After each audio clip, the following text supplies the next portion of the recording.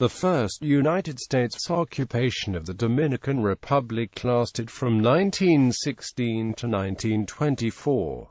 It was one of the many interventions in Latin America, undertaken by the military forces of the United States. On May 13, 1916, Rear Admiral William B.Caperton forced the Dominican Republic's Secretary of War Desiderio Arias, who had seized power from Juan Isidro Jimenes Pereyra, to leave Santo Domingo by threatening the city with naval bombardment. Invasion. The piecemeal invasion resulted in the U.S. Navy occupying all key positions in government and controlling the Army and police. The first landing took place on May 5, 1916, when 2 companies of Marines landed from the US Prairie at Santo Domingo. Quote, "The goal was to offer protection to the U.S. legation and the U.S. consulate, and to occupy the Fort San Geronimo. Within hours, these companies were reinforced with 7 additional companies. On May 6, forces from the USS Castine landed to offer protection to the Haitian legation, a country under similar military occupation from the U.S. 2 days after the first landing, Constitutional President Juan Isidro Jimenes resigned. Admiral Caperton's forces occupied Santo Domingo on May 15, 1916. Colonel Joseph H. Pendleton's Marine units took the key port cities of Puerto Plata and Monte Cristi on June 1, and enforced a blockade. 2 days after the Battle of Guayacanes, on July 3, Marine forces moved to Arias's stronghold in Santiago de los Caballeros. However, a military encounter was avoided when Arias arrived at an agreement with Caperton to cease resistance. 3 days after Arias left the country, the rest of the occupation forces landed and took control of the country within 2 months, and in November the United States imposed a military government under Rear Admiral Harry Shepard Knapp. The beginning of the occupation, Marines claimed to have restored order throughout most of the Republic, with the exception of the eastern region, but resistance continued widespread in both direct and indirect forms in every place. The U.S. Occupation Administration, however, measured its success through these standards.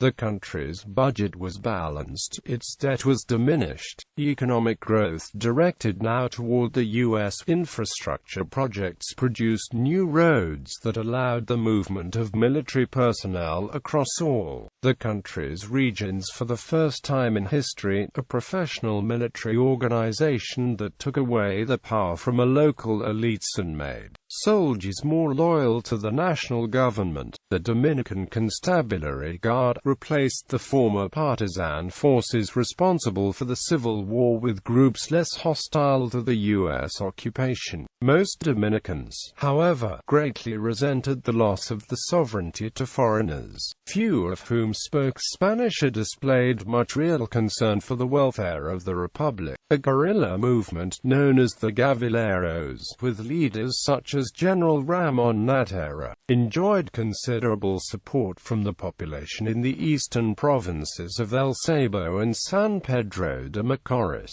Having knowledge of the local terrain, they fought against the United States occupation from 1917 to 1921. The fighting in the countryside ended in a stalemate, and the guerrillas agreed to a conditional surrender withdrawal. After World War I, public opinion in the United States began to run against the occupation.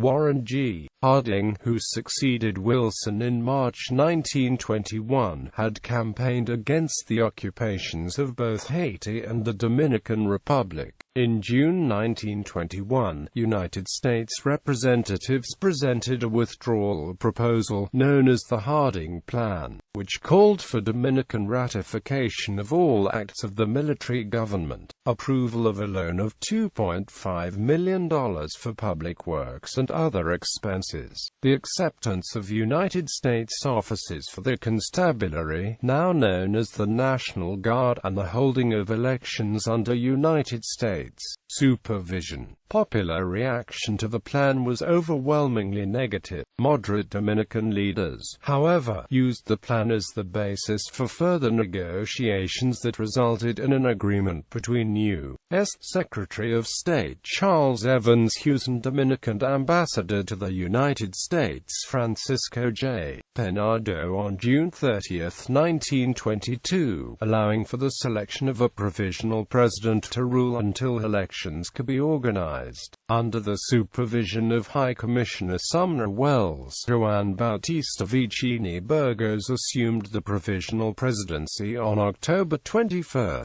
1922. In the presidential election of March 15, 1924, Horacio Vasquez Lagera, an American ally who cooperated with the United States government, handily defeated Penardo. The Vasquez's Alliance Party also won a comfortable majority in both houses of Congress. With his inauguration on July 13, control of the Republic returned to Dominican hands. Aftermath. Despite the withdrawal, there were still concerns regarding the collection and application of the country's custom revenues. To address this problem, representatives of the United States and the Dominican Republic governments met at a convention and signed a treaty on December 27, 1924, which gave the United States control over the country's custom revenues. In 1941, the treaty was officially repealed and control over the country's custom revenues was again returned to the government of the Dominican Republic. However, this treaty created lasting resentment of the United States among the people of the Dominican Republic. The Dominican Campaign Medal was an authorized U.S. service medal for those military members who had participated in the conflict. Gallery